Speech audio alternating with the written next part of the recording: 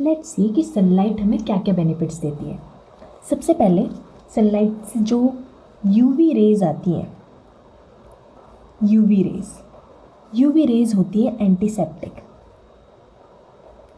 Antiseptic होती है nature में। एंटीसेप्टिक यानी ये जितने भी माइक्रो ऑर्गेनिजम्स होंगे इन सब से हमें प्रोटेक्ट कर रही होगी। दैट मीन्स कि ये एंटीसेप्टिक है। तो ये सबसे पहले क्या करेगी, ये हमारे इम्यून सिस्टम के फंक्शन को एनहेंस कर देगी, इम्यून सिस्टम के फंक्शन को बढ़ा देगी। अगर इम्यून सिस्टम स्ट्रांग हो जाएगा तो उसका मतलब हम और अच्छे से डिसीजेस को फाइट कर पाएंगे। नेक्स्ट ये क्या करेगी,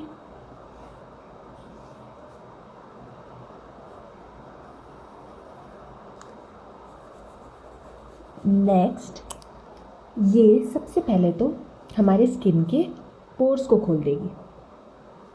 ओपन पोर्स इन स्किन के पोर्स को खोल देगी। फिर उसके बाद में क्या करेगी, रिमूव्स टॉक्सिन्स, बॉडी से टॉक्सिन्स को रिमूव करेगी। कैसे? Through sweat, stool and urine. Toxins remove हो गए तो क्या हुआ, डिटॉक्सिफाई हो गई स्किन डिटॉक्सिफाई हो गई। इसका मतलब कि क्या हुआ, क्लियर स्किन डिसऑर्डर्स भी अब क्लियर हो गए क्योंकि स्किन डिटॉक्सिफाई हो गई। फिर सबसे इम्पॉर्टेंट काम जो ये करती है वो ये है कि ये हमारा सब सर्कुलेशन इम्प्रूव कर देती है। अब स्किन भी डिटॉक्सिफाई हो गई, यहाँ पर सर्कुलेशन भी इम्प्रूव हो गया तो क्या होगा, हमारा कॉम्प्लेक्शन हेल्दी दिखेगा। हेल्दी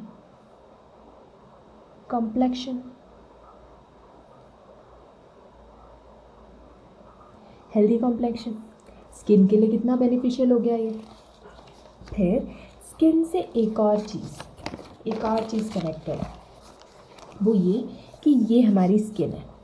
स्किन के ऊपर यहाँ से सनरेज पड़ रही है, सनरेज पड़ने की तब यहाँ पर रिसेप्टर्स होते हैं, विटामिन डी के रिसेप्टर्स। विटामिन डी हमें सनलाइट से नहीं मिलता, ये हमारी बॉडी में ऑलरेडी होता है, पर सन की वजह से उसका प्रोडक्शन एक्टिवेट होता है।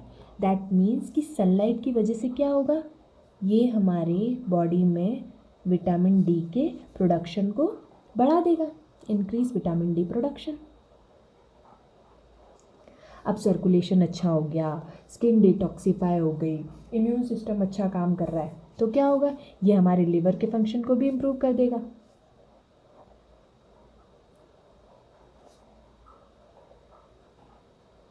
लिवर का फंक्शन इम्प्रूव हो गया। फिर ये हमारी कार्बोहाइड्रेट की क्रेविंग जो होती है, हमें कार्बोहाइड्रेट्स की क्रेविंग जो होती है उसको कम कर देता है। मतलब जो जंक खाने का मन करता है उसे, उस क्रेविंग को कम कर देता है। अब अगर ये कम कर दिया तो ये सबसे ज़्यादा बेनिफिशियल फीमेल्स को हो जाएगा, क्योंकि जो उनको प्री मेंस्ट्रुअल सिम्टम्स होते हैं उसमें हेल्पफुल हो जाएगा बिल्कुल। उसके बाद में अब विटामिन डी का प्रोडक्शन अच्छा हो गया, लिवर अच्छे से काम कर रहा है, कार्बोहाइड्रेट की क्रेविंग भी नहीं हो रही। फिर सबसे ज़्यादा हेल्पफुल ये हमें इंसोम्निया में भी होता है। क्यों? क्योंकि ये क्या करेगा, ये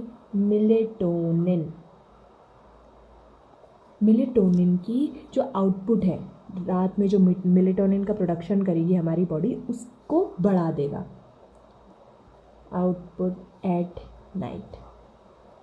इससे क्या होगा, बेटर स्लीप आएगी, हमें बेटर स्लीप आएगी तो क्या होगा कि हमारा मूड भी ठीक रहेगा,